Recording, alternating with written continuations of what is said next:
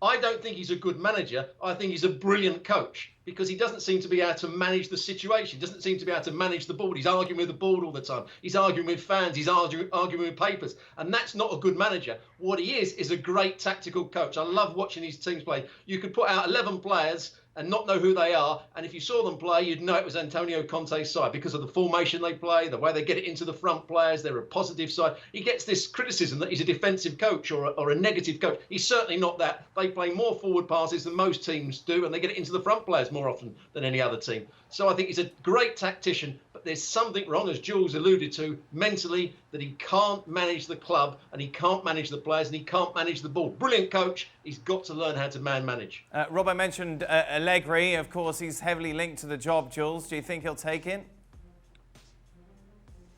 Yeah, I think he will take it, of course. I mean, he has been waiting for a good project to come up, whether that was in France with PSG, in England with various clubs, back in Italy as well. We saw him arriving at Milan, we saw him arriving at Juventus, taking over obviously someone every time and a team in a project. And I think this would be very similar. He knows there's momentum going into next season with this Inter Milan side because of what they did this season. He will change, like Robbo explained so well, a few things, but not brutally, not straight in. Let's go and do my stuff and forget everything that happened before. Something that have worked well this season. I think that formation worked well. They could have had better results, of course, with Conte, but there's a lot of things that have worked well for some young players like Bastoni, like Barella, like Sensi, who unfortunately was injured for a lot of the season.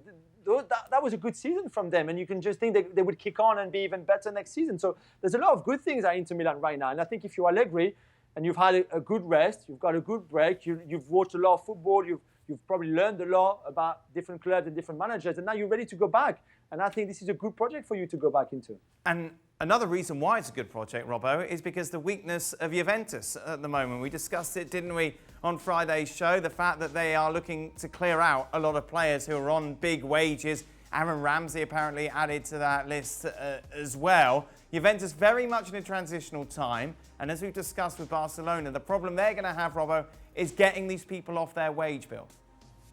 Yeah, and the problem is they haven't got players coming in at the moment. So you can only get rid of players if you've got lots of players coming in and you're sure of getting the signings you want and you know that you're going to improve the side.